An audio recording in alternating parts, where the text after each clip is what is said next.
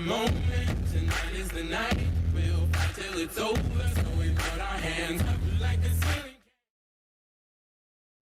Las cámaras de seguridad ubicadas en vía pública, interiores de comercios y últimamente en el transporte público nos han permitido el registro de delitos que cada vez son más violentos. Lo que comienza como un robo, repetidas ocasiones concluye con homicidios cometidos con arma de fuego o armas punzocortantes. Como ya lo he comentado en varias ocasiones, el delito de homicidio en la Ciudad de México se castiga con una pena que va de los 8 a los 20 años de prisión y en el caso del homicidio calificado de 20 a 50 años. Ahora bien, una vez que el delito sea cometido, debemos recordar que nuestra Constitución política en su artículo 20 integra los derechos de las personas a las que se les acusa de un delito y también a aquellas que han sido víctimas u ofendidos de algún hecho delictivo. El 30.8 de las personas que han sufrido algún delito no saben a qué tienen derecho. El 38.9 solo conoce un derecho como víctima. El 19.9 sabe que tiene derecho a ser escuchado.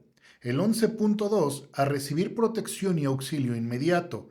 El 7.8 de víctimas de un delito sabe que tiene derecho de acudir ante la autoridad y menos del 7% sabe que tiene derecho a que se le repare el daño por la conducta delictiva que ha sufrido.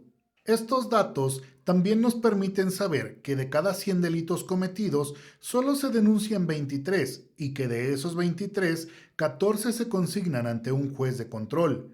De estos, solo 4 tienen sentencia condenatoria y solamente 2 son obligados a cubrir la reparación del daño.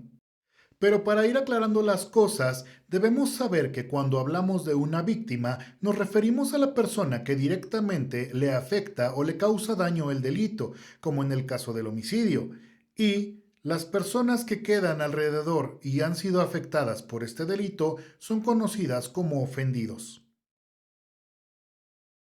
Nuestro sistema jurídico establece que cuando alguien sufre un delito, tiene derecho a que se le repare el daño. Esa reparación, por ejemplo, en el caso de robo, puede darse restableciendo el objeto robado a la persona a quien se lo robó. Pero en el caso del homicidio esto es imposible, puesto que la vida humana no puede restituirse. Sin embargo, los ofendidos del delito de homicidio, es decir, la familia o los dependientes económicos de la persona fallecida, pueden solicitar la reparación del daño a través de una sanción económica por la pérdida, el daño patrimonial, la afectación en los sentimientos, afectos, la vida privada o aspectos morales y gastos funerarios hechos en relación a su familiar fallecido. Incluso, si tuvieron que asistir a algún tipo de terapia de recuperación física o psicológica, esto se considera como un gasto que puede ser solicitado como reparación del daño, que debe pagar la persona que cometió el homicidio.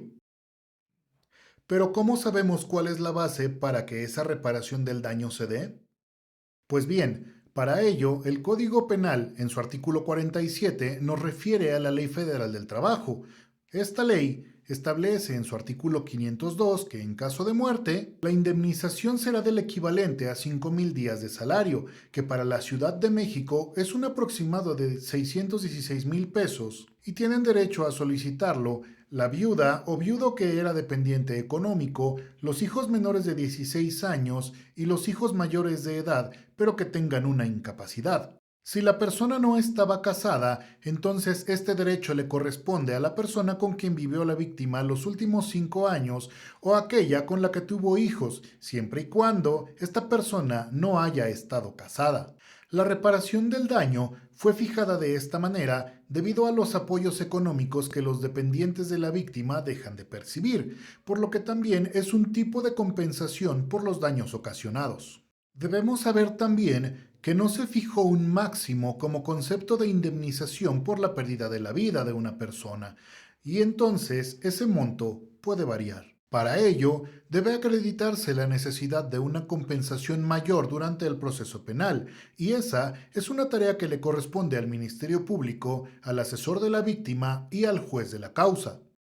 Algunos juristas argumentan que esta disposición viola el principio de proporcionalidad contenido en el artículo 22 constitucional. Sin embargo, estaríamos realmente ante una legítima aplicación proporcional de la misma, ya que este delito afecta la vida humana y ésta no puede ser restituida, por lo que es uno de los bienes de mayor valor para el Estado, y por ello, la pena debe de ser alta, proporcional al daño generado. En el caso del homicidio cometido por hecho de tránsito, hablamos de un delito culposo, es decir, aquel que ha ocurrido por la falta de cuidado del conductor del vehículo, razón por la cual la pena sería totalmente distinta a la del homicidio calificado, en el que sí existe una intención de cometerlo. Por ejemplo, hablemos del homicidio culposo por hecho de tránsito del famoso BMW de Reforma. La pena de prisión es de 6 a 20 años cuando hayan fallecido 2 o más personas. Esto significa que pudo haberse dado esta misma situación con un camión escolar o de transporte público y la sanción, aun y cuando todos los pasajeros perdieran la vida, seguiría siendo de 6 a 20 años de prisión. Pero para que pueda darse esa sanción, el delito debió haberse cometido en estado de ebriedad o bajo el influjo de sustancias que produzcan efectos semejantes. La reparación del daño es entonces el resarcimiento a cargo del delincuente, mientras que la indemnización es la compensación monetaria u otra cosa que recibe una persona por un daño o perjuicio que ha recibido ella misma o sus propiedades, y los que están obligados a cubrirla son los padres de menores de edad, los tutores y custodios por los delitos que puedan cometer los incapacitados que estén bajo su autoridad, los directores de internados o de talleres que reciban a menores de 16 años por todos los delitos que ellos puedan cometer. Además, pueden ser responsables también los dueños de empresas o encargados de negociaciones mercantiles por los delitos que cometan los obreros o las personas que estén bajo su cuidado. De la misma manera, también los trabajadores domésticos que estén en servicio. También son responsables las sociedades o agrupaciones por los delitos que puedan cometer sus socios o gerentes, los directores, las instituciones o asociaciones o agrupaciones religiosas, culturales, deportivas o educativas, todas las que se puedan incluir también como recreativas de cualquier índole. Pero ojo, también el Estado puede ser responsable por aquellos delitos dolosos que cometan los servidores públicos que trabajen justamente para ellos.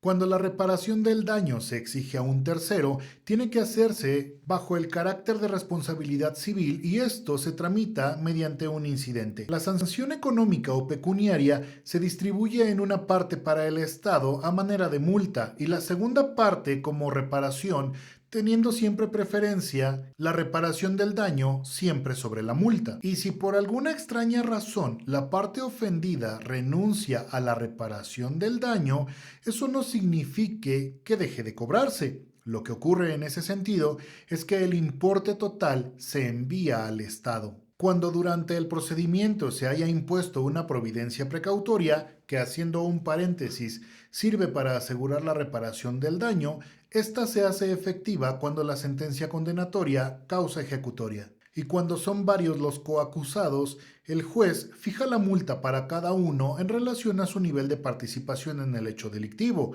además en relación a sus condiciones económicas, por lo que la deuda se considera mancomunada y solidaria, por lo que todos deben pagarla. La reparación del daño y la multa se hacen efectivas de manera conjunta. El tribunal remite la copia certificada de la sentencia a la autoridad fiscal y ésta, dentro de los 3 días siguientes, inicia el procedimiento notificando a la persona que deberá cubrirla. En caso de que los bienes del sentenciado no alcancen para cubrir la reparación del daño y tampoco se alcance a pagar con el trabajo carcelario, y aun y cuando el sentenciado sea liberado por cumplir su condena, seguirá sujeto a pagar lo que falte de reparación de daño. Como puedes observar, el procedimiento no concluye con la emisión de la sentencia, sino con el cumplimiento de la pena de prisión, como el cumplimiento de pago de multa y la reparación del daño. Gracias por llegar hasta el final de este video. Deja tus comentarios y sugerencias para más contenido. Nos vemos la próxima.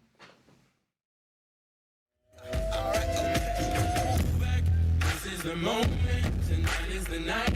We'll fight till it's over, so we put our hands up like a